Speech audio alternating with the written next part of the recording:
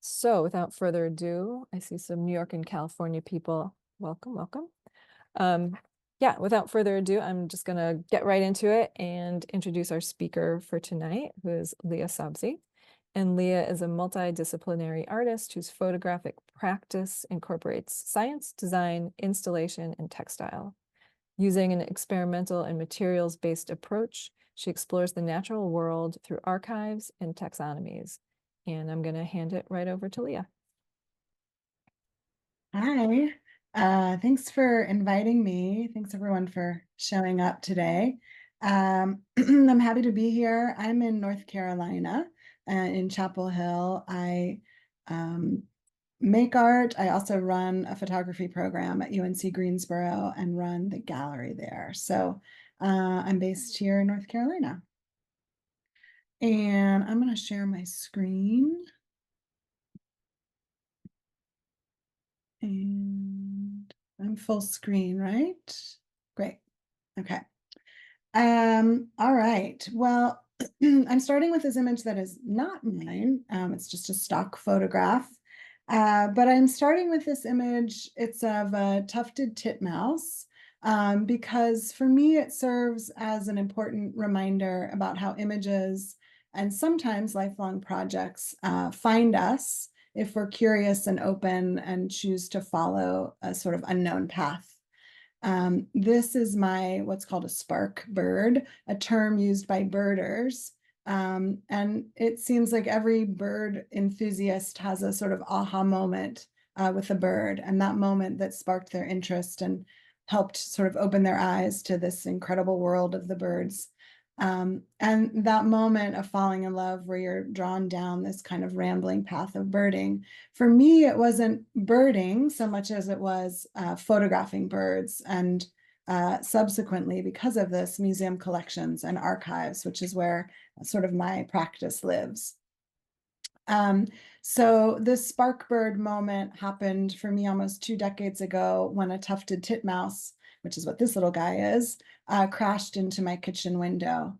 And so as a photographer, my first inclination, of course, is to photograph it, and my second was to kind of hold it.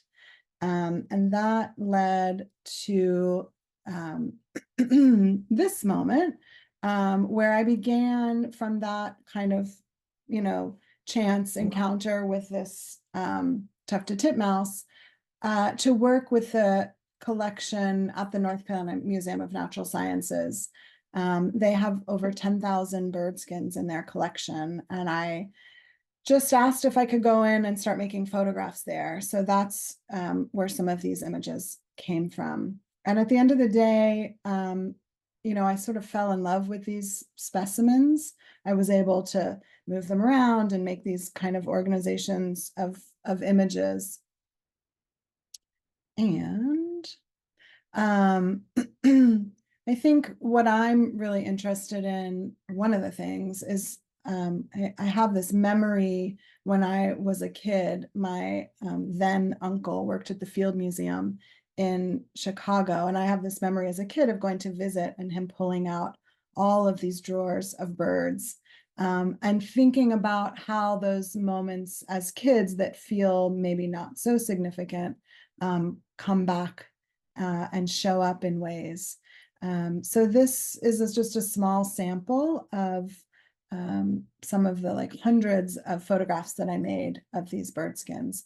And again, sort of led me into this practice of working within archives and collections, which is primarily what I'm doing and what I've been doing for the last almost 20 years, probably. Then moving on to the Grand Canyon. So shortly after that, I was awarded a residency at the Grand Canyon, and I was there for a month and really knew that I was not interested in kind of photographing the landscape. I felt like that had been done, and I didn't really have anything to add to that conversation. I wound up being housed at this 100-year-old apartment that looked out over the Grand Canyon. So this was my view. And I decided to work in cyanotype. And part of that was because there was no darkroom there. I had this incredible sunlight that I could crawl out of my window and walk out onto the roof there.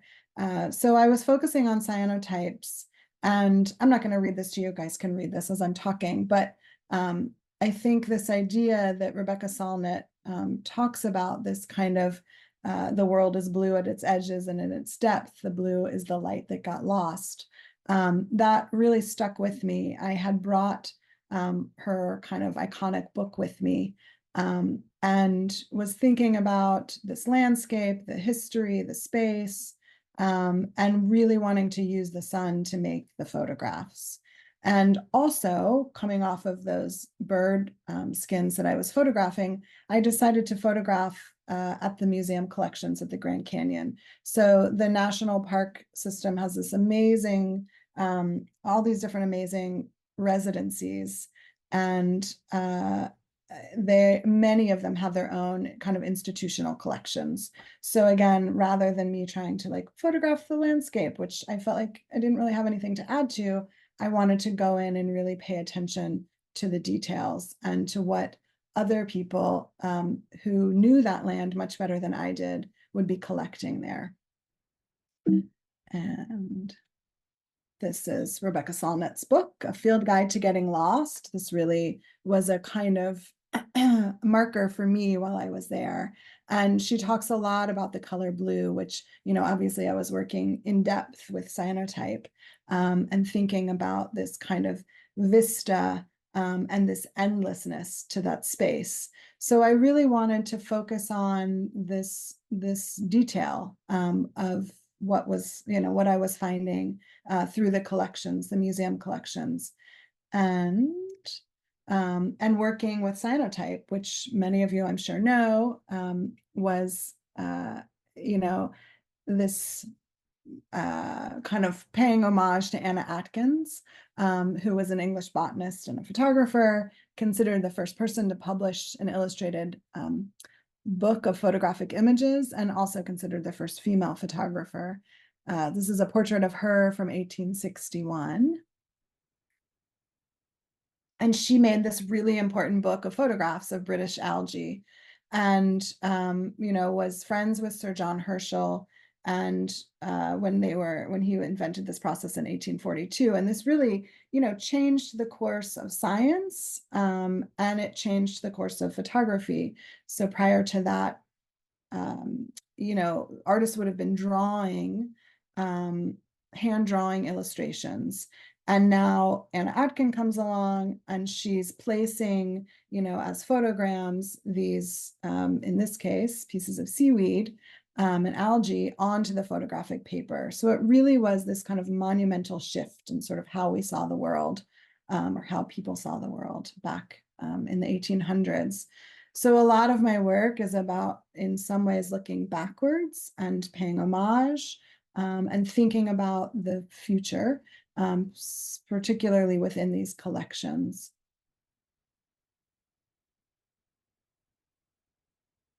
This is one of her herbarium sheets that she collected.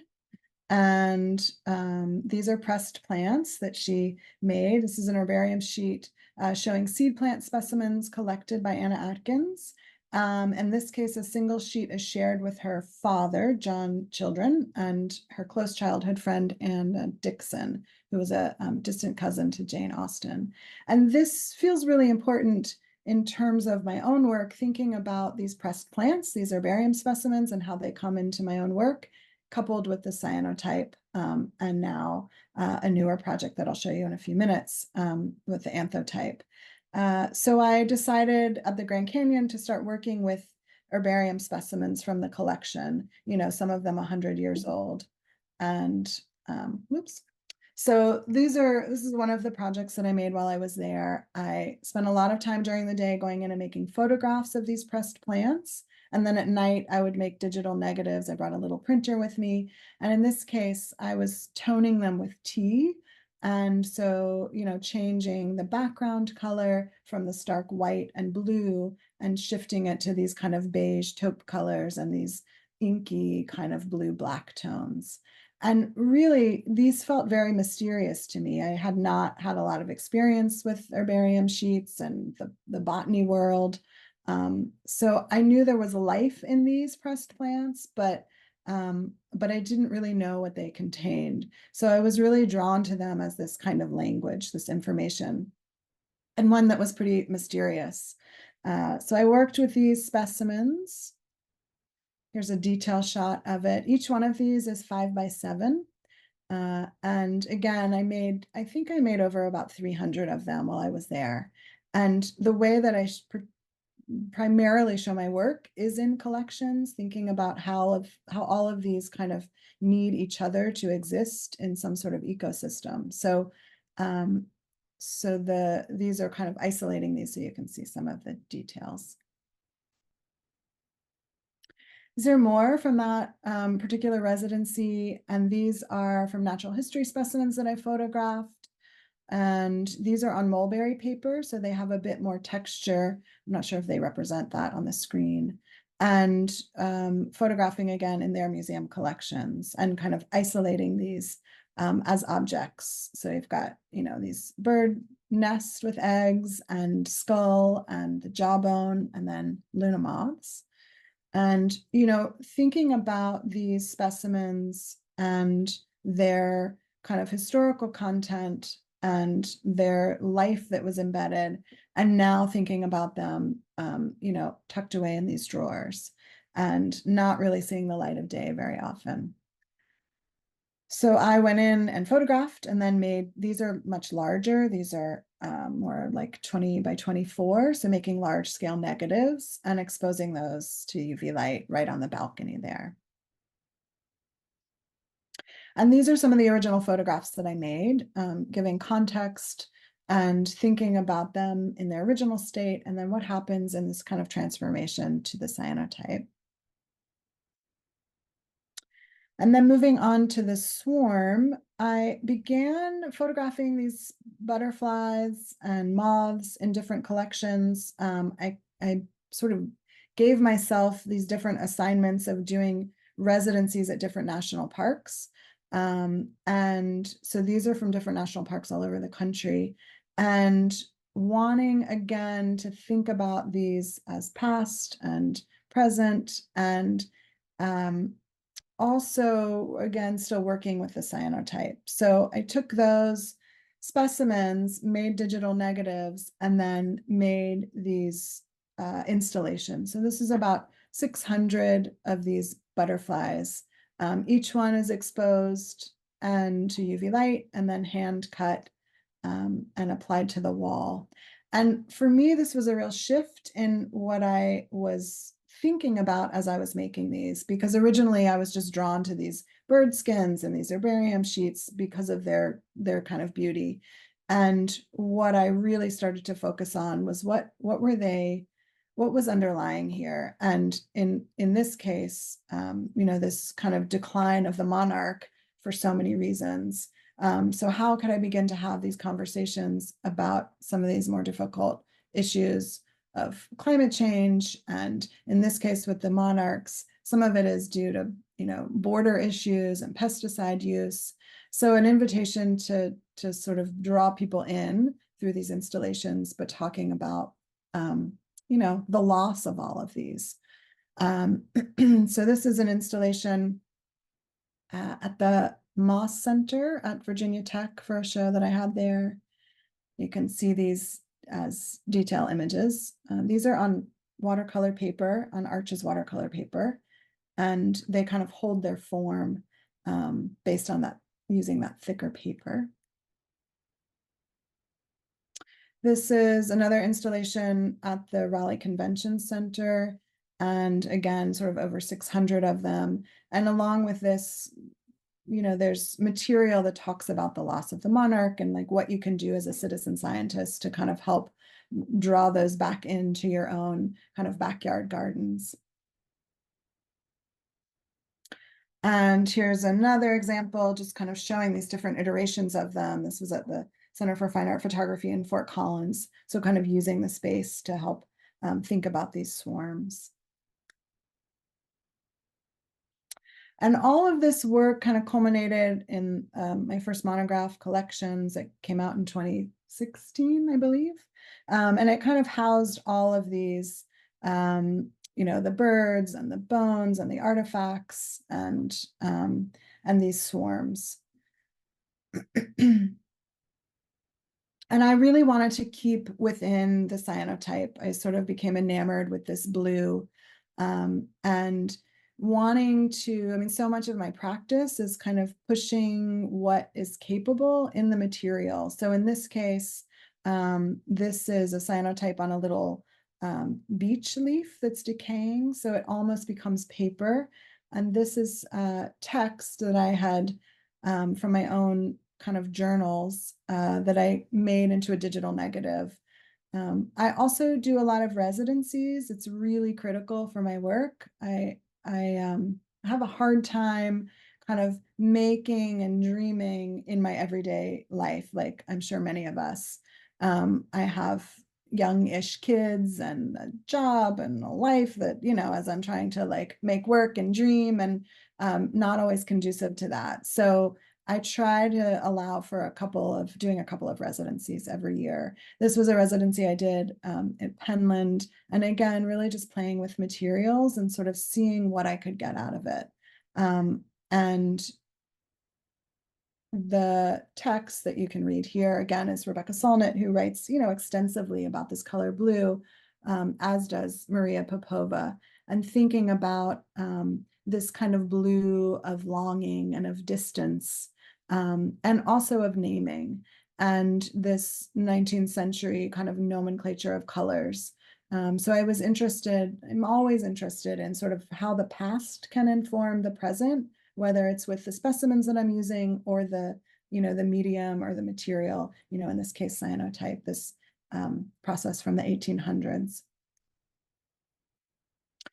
These are more experiments. I like to just show these because, I'm not going to ever do anything with this work, but I think it is helpful in terms of seeing just process and working through ideas. This came out of a residency that I did at Oaks, which is in Maine, a really beautiful residency right on Lake Kezar.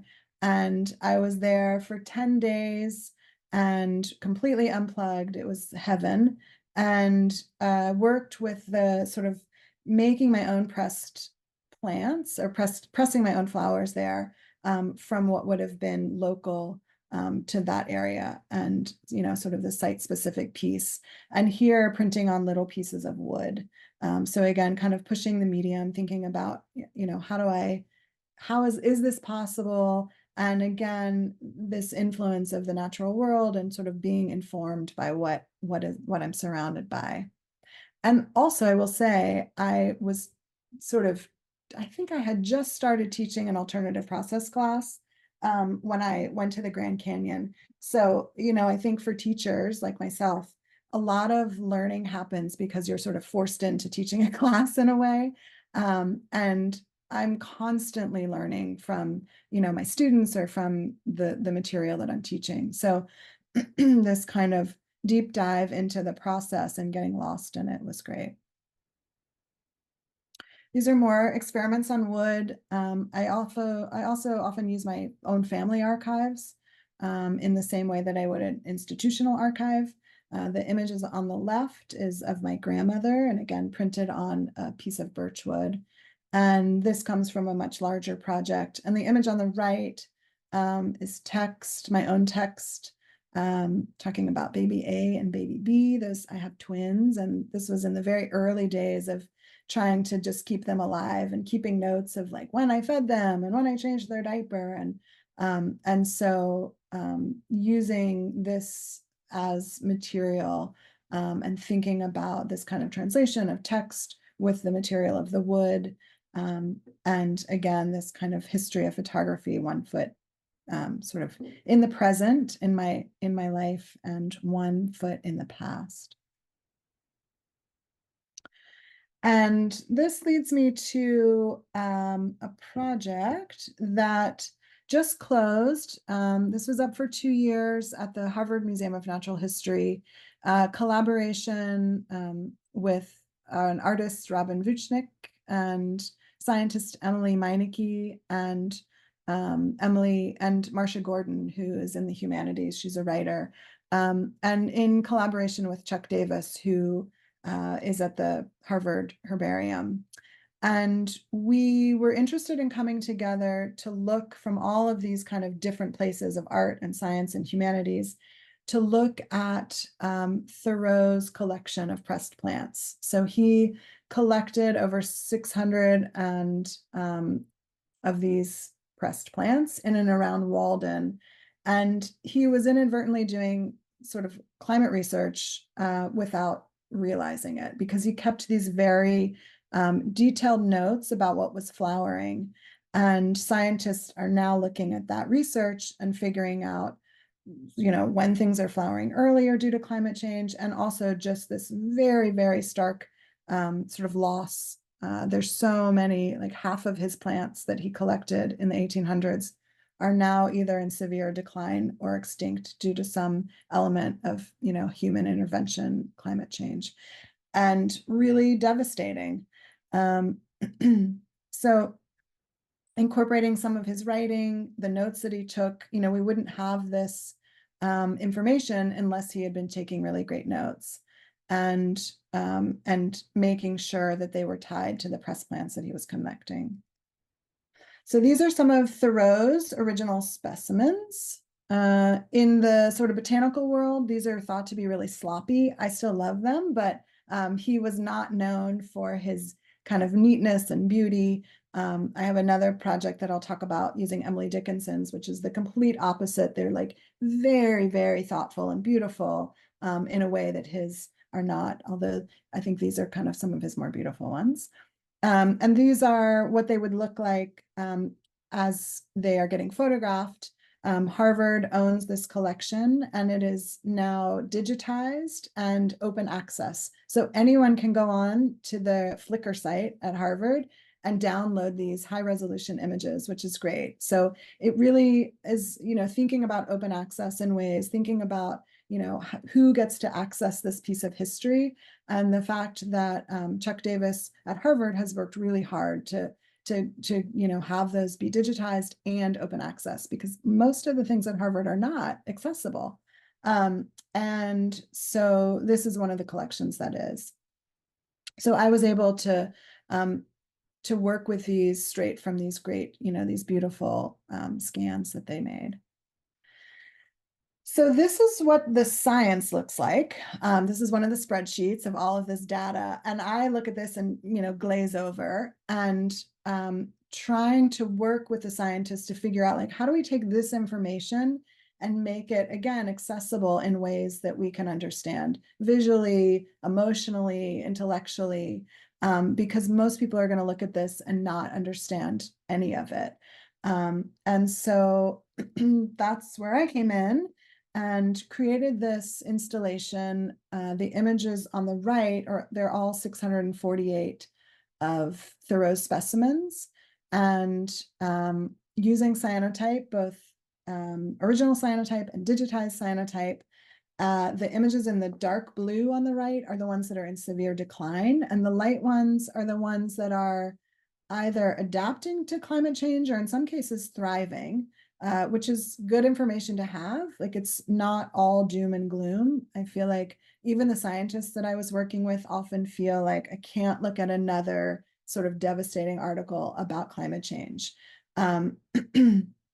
So for me, it felt like through this process, I could invite people into a conversation that might either be inaccessible based on those like crazy Excel spreadsheets, or just through beauty, that these are beautiful artifacts. And yes, they are about loss, but it's also, there's some hope in here because some of these things are kind of thriving now. And then the images on the left are cyanotypes on glass that I've made, and they're backed in gold. So here's a bit of a detail shot, and I'll just go through these. And you can, again, kind of see, this really stark sort of visualization that there are half of these plants that are now either in severe decline or lost due to climate change. They also live as large prints. And here are some of these diptychs of these cyanotypes. And these are the gold pieces. I thought about these as kind of plant portraits. I think we often overlook plants and their significance. They become kind of invisible. And I really wanted to highlight them. These are the ones that are in the most severe decline. So I chose to highlight these four. And they're also super, super reflective, really hard to photograph. But you can see yourself within, in the image. And so sort of placing yourself in this context. You can also see Robin's piece in this image. She does these really amazing data viz pieces, these video animations. And so her piece is being reflected in there. So those are all of Thoreau's specimens being reflected. And the text that I'm using is of Thoreau's text. So his writing about what he's finding. The image on the left is from our artist talk much earlier in the pandemic. And then this image on the right is from the Arnoldia magazine that the Harvard Arnold Arboretum puts out. This was a special edition collection that they did on extinction in botanical collections. So they highlighted our work from our project, which was great. And that just came out in the last week. So these are a little bit easier to see in terms of the lack of reflection.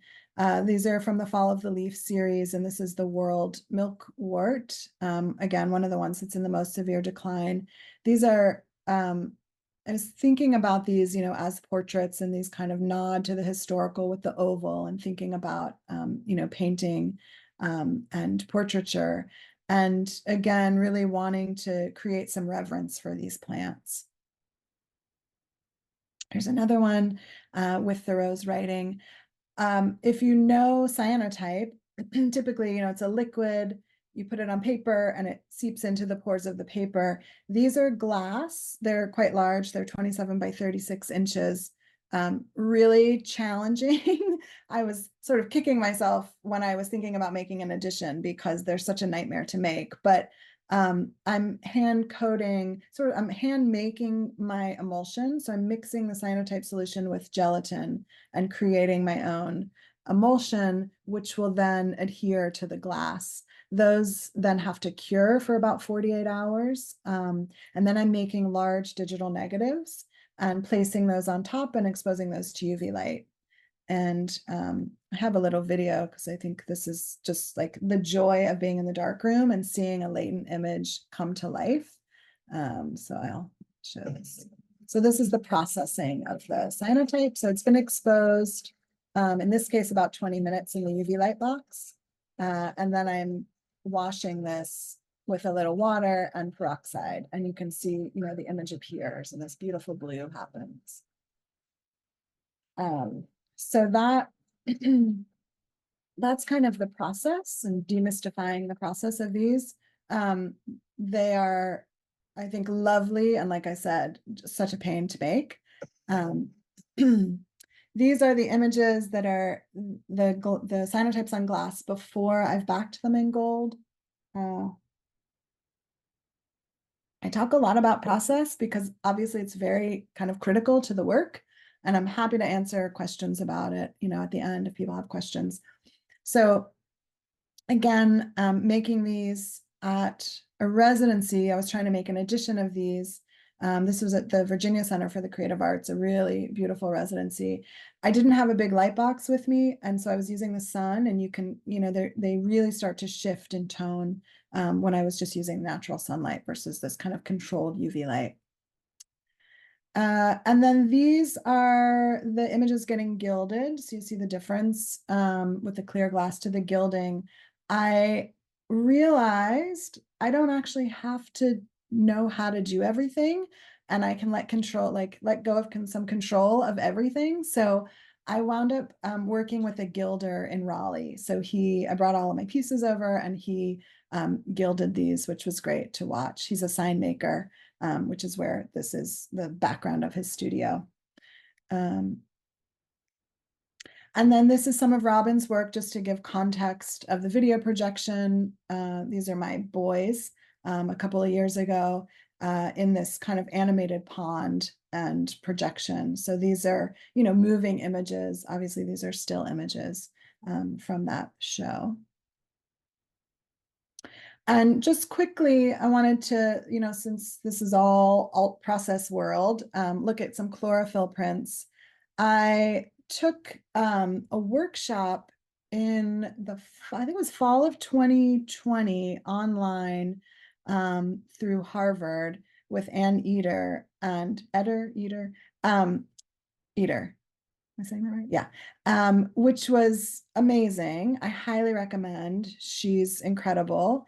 And I was supposed to be on research leave. It was fall of 2020. And I wound up being, at home with my kids like everyone else in this kind of lockdown. And my research leave turned into, helping my kids who were on Zoom trying to navigate first grade. So I decided I would, rather than being out in the world and trying to do a residency, which was what I had planned to do, then COVID came. So I kind of honored it in a different way, signed up for this class, which really kind of opened me up to all these different processes. And these are chlorophyll prints. You can see the image of Anna Atkins on the left. And Mary Somerville on the right. These are printed on hosta leaves, and I'm happy to talk about, how to make them at the end if people have questions, but essentially making a digital transparency positive, placing that on top of the leaf with a contact frame and exposing it to UV light.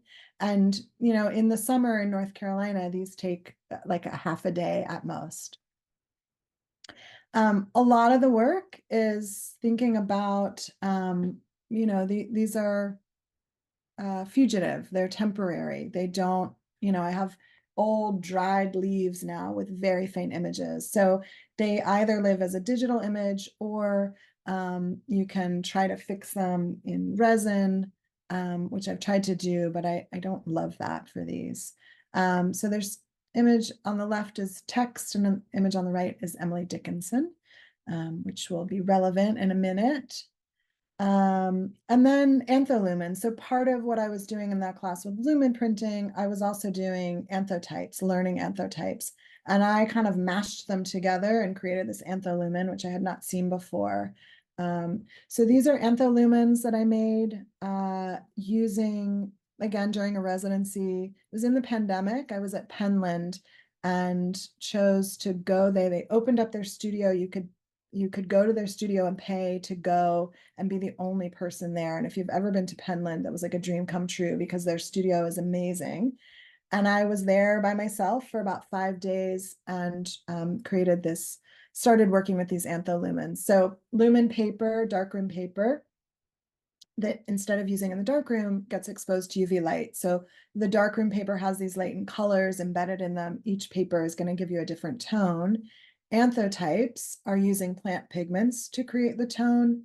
So I was combining the plant juice on top of the darkroom paper and then making photograms with them. So laying the plants, directly on top and exposing those to light, and you get these really interesting color shifts. I was gifted a lot of paper from the 70s and 80s and 90s and had been toting it around to all these different residencies and decided that that was the moment that I wanted to start playing once I thought about combining these together. So you can see these really different color shifts. And again, these are site specific. These are plants collected just right around Penland and thinking about kind of the local plants and this fern on the left, and I think that's a bugle weed. So each paper, would provide a different color, and then on top of that, the plant juice would shift the color, and I was kind of masking them out to create these color shifts. These are skeletal leaves that I was playing with, and combining a bunch of different processes. None of it digital except just scanning them in. So lumen paper or darkroom paper to create lumens, and the drawing the silver out with vitamin C, and then also adding this plant juice. And then finally, to some work that is just about to come out in its book form here. This is a project that I've been working on with Amanda Marchand, who I think is here watching.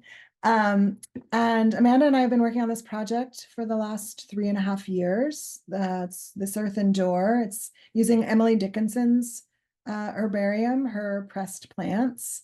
Our book is coming out like any minute. I think next week it launches at the Seoul Art Book Fair in Korea. Our publisher is with DATS Press in Korea. And so this is our book. And we, like I said, we've been working on this project for the last 3.5 years and looking at Emily Dickinson's book of pressed plants that Harvard also owns. However, this book of pressed plants, unlike Thoreau's, which are these loose sheets, her book is so fragile that they'll never let anyone see this book again. Even the head of the herbarium, Chuck wanted to go and see it, and they wouldn't let him. So it really only lives as a digital archive now, which is, I think, interesting. You know, as Amanda and I were talking about, we knew we wanted to work with this collection. We both have interests in the natural world and archives and thinking about these, this sort of ecology and climate crisis. And so we asked Harvard if we could have permission to use that archive, and they granted us permission, which was great. So this is what the original herbarium looks like, night and day from Thoreau's. These are just like beautifully pressed. The color is intact. The design is really beautiful. They're just carefully placed. She's got her handwriting of each plant, labeled underneath, as opposed to Thoreau's like chicken scratch. It was really hard to be able to read it. So this is what the originals look like. And she made this book of pressed plants when she was a young girl. Dickinson was really known as a gardener in her time. She was a kind of serious botanist, a student of botany, and made this book of pressed plants. So she was known as a gardener and not as a poet in her lifetime. And it's a photograph of me and Amanda on our countless hours of Zoom. There's hundreds and hundreds of Zooms that we've done back and forth. And just to give a little context, we met in graduate school quite a while ago and had wanted to work together. And in the early pandemic, we kind of landed on this very easily in this kind of shared interest of working with Dickinson's collection. So because it was early pandemic, we spent the first bulk of our conversations on Zoom and sort of talking about the ideas, the significance, the importance, and then began to get to work on them. So in the end, we decided to remake this book of 66 pages with anthotypes. So the image on the left is Dickinson's, ours is on the right using red salvia. And again, Dickinson on the left, ours on the right using orange poppy.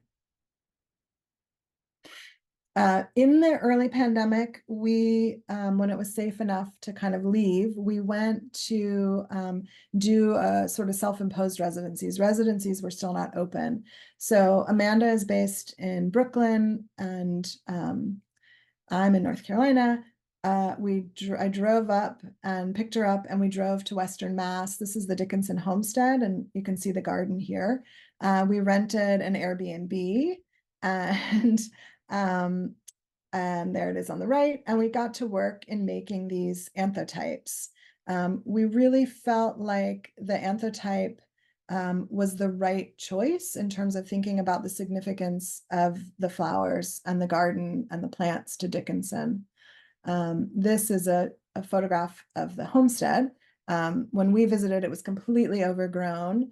It's much more manicured now. but the Dickinson homestead and the museum had been closed due to COVID. These are some of the plants, the original kind of testing that we were doing. Anthotypes, use flowers, use plants to create an emulsion. And if you know a little bit about anthotypes or not, they were invented by Sir John Herschel. And there's a portrait of Sir John Herschel on the right by Julia Margaret Cameron, a really incredible photograph. And also, Mary Somerville was a key player, and she was kind of, because she was a woman, she wasn't allowed to publish. So she kind of gave her findings to Herschel. But here's Somerville, a portrait of Somerville. And, again, thinking about this kind of history and Dickinson and Somerville and using the anthotype as a way to remake this book. So we had this book, a digitized version of it, and there's 66 pages in the book.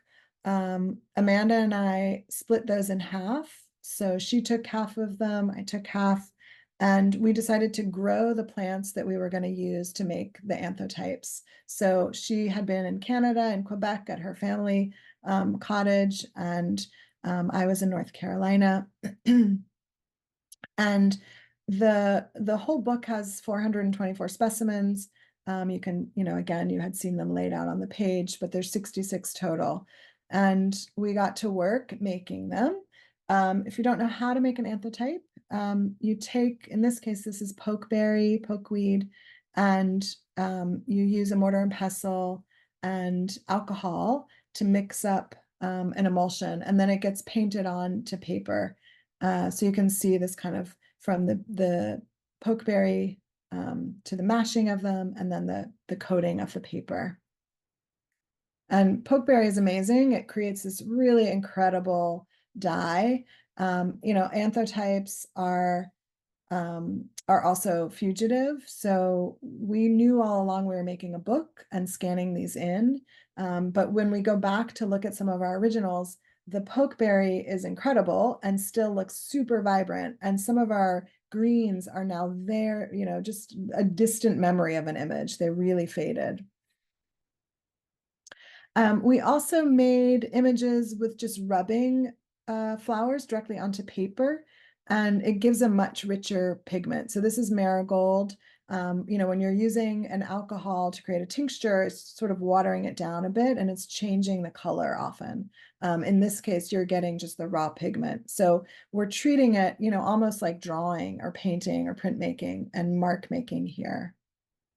These are our negatives exposing. So we made large negatives, inkjet printer negatives, and we made both positive and negatives. We weren't sure which ones we were wanting to work with. In the end, we sort of did a combination of both. So these are getting exposed to UV light. And in our case, the shortest one, was in a couple hours, and the longest one took a couple months to expose. So it really is this kind of tied not only to the cycle of the flowers and their kind of growing cycle, but also just to time and thinking about, these as exposures and the kind of growth of these exposures. This is the first plate in the herbarium. This is on the left, Dickinson's, on the right is ours, and it uses wild strawberry. So we get this really kind of full array of colors based on all of these plant pigments. This is the marigold. I think one of the things that we were also interested in was using, a less toxic process, because so many of these alternative processes are toxic. And this kind of, idea of growing these, using them as material, and then, the sort of life cycle of them, and trying not to add to the, chemicals in this kind of toxic world of photography.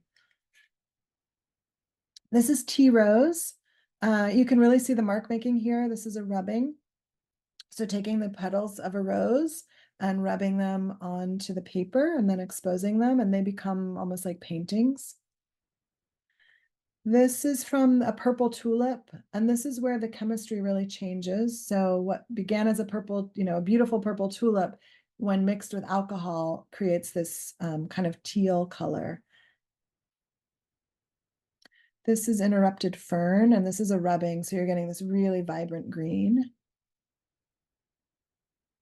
This is purple columbine. And this one is Christmas cactus, this really kind of electric pink.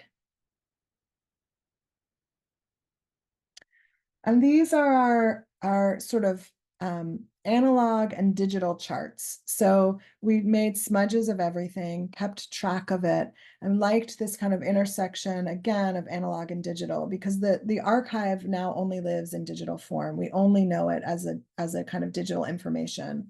And yet we're using these flowers, nothing could be more kind of natural in a way. But because we were making a book, we were scanning all of these in. So they became another version of a digital archive. So we have a kind of two-part project. The first is this remaking of Dickinson's herbarium, the 66-page book. And the second half was thinking about, how do we make our own 21st century herbarium? What would that look like in today's world, in terms of thinking about this kind of climate chaos that we're in?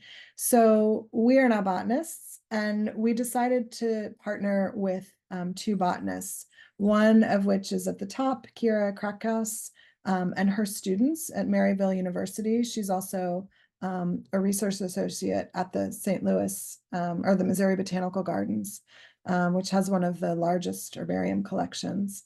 And then at the bottom, Peter Grima, who is in Western Mass. He's a botanist. He's also a Dickinson herbarium scholar.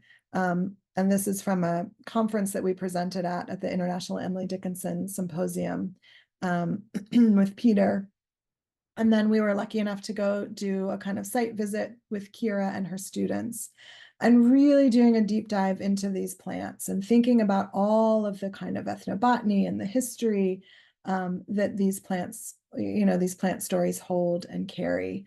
And so we gave them our list, and her students dug into the research, and we got this incredible research back, which helped inform the way that we talked about this kind of 21st century herbarium. So at the end, we had 33 what we're calling chromataxis, these data drawings that talk about these different issues.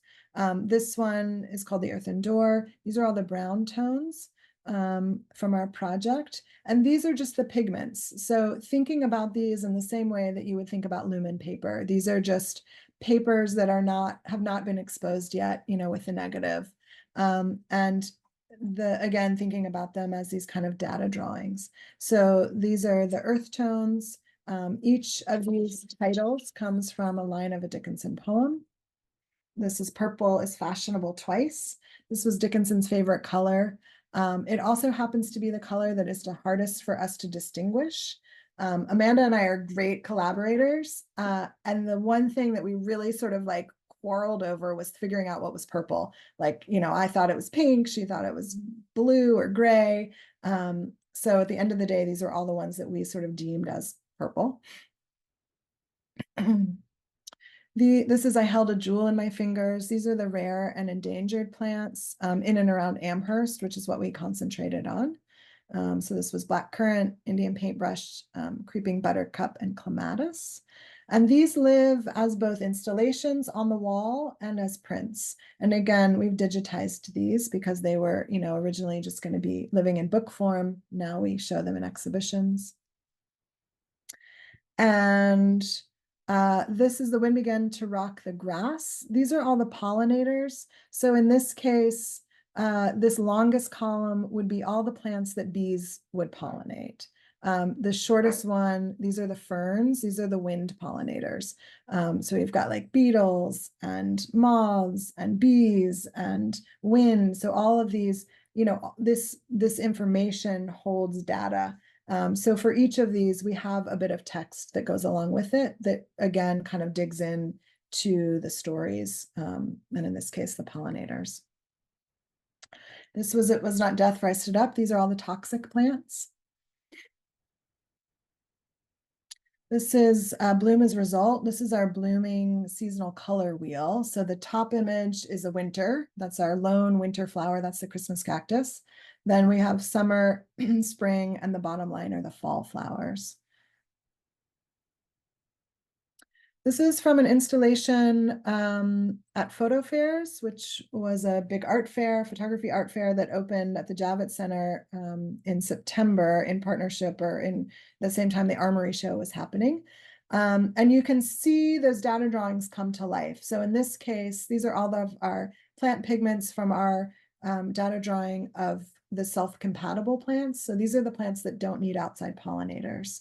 And, you know, what we were so astonished by was like the rich tone of these colors. People were really drawn in because we're so used to synthetic colors, and seeing these pigments straight from the flowers, it really changed the kind of level of intensity of color. And then you can see our pieces blown up here and framed.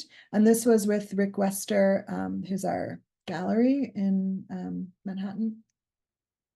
And then you can see how these live on the wall. The pollinators, the one on the right is referencing Pantone colors. Digital lavender was supposed to be the Pantone color of the year. At the very last minute, they shifted it. So this is our lavender at the bottom on the right. And then I think it's elderberry was our color that was closest to that Pantone color.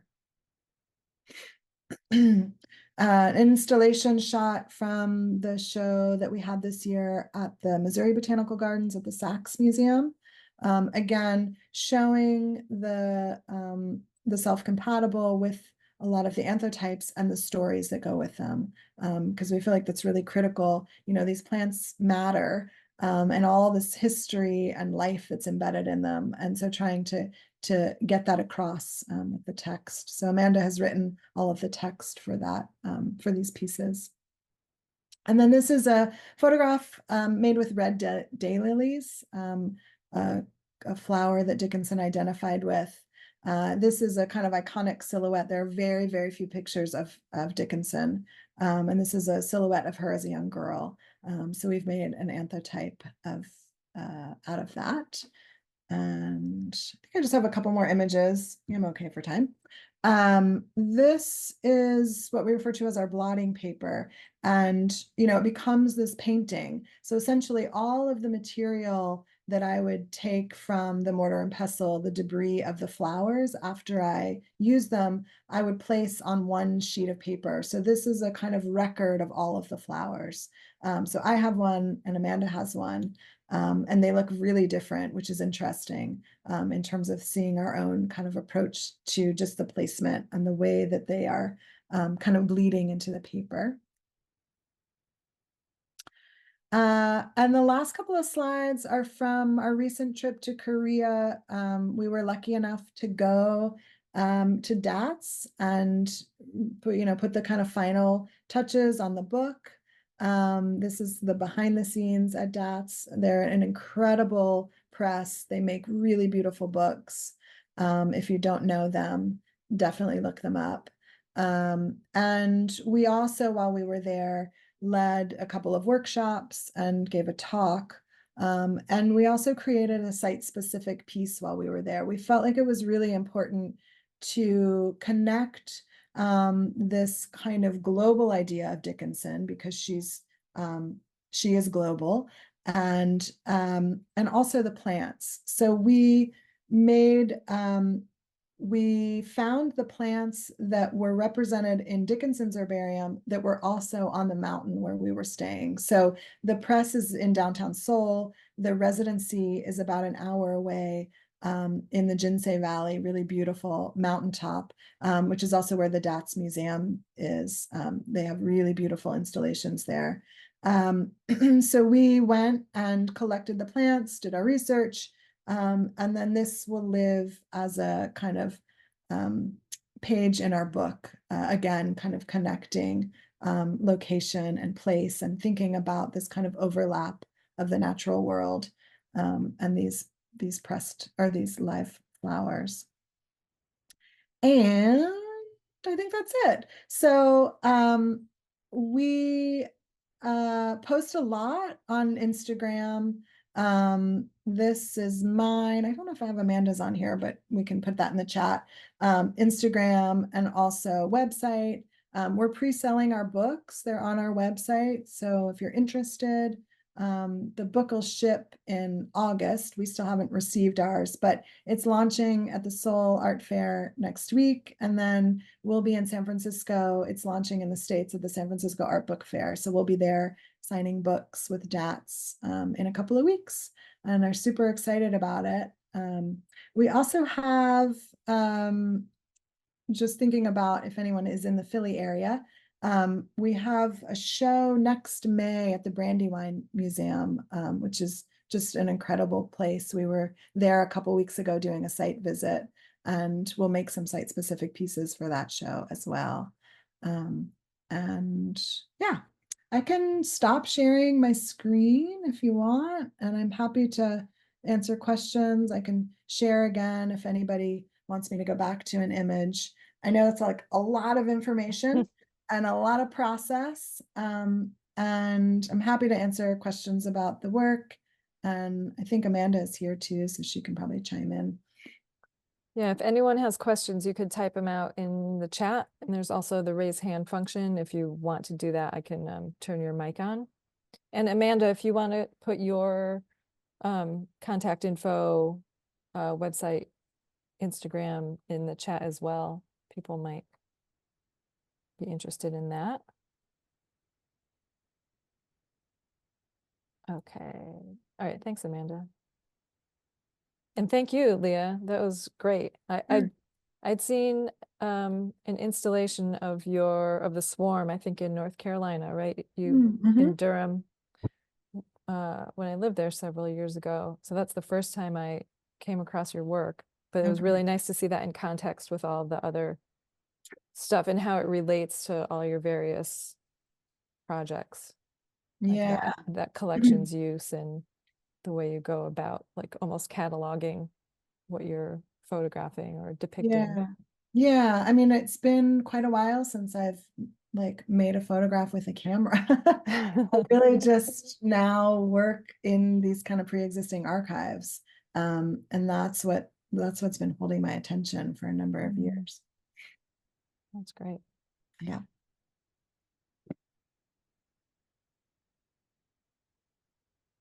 Thanks. Yeah, if anyone has questions, feel free to pop them in there. Or like I said, use the raise your hand function.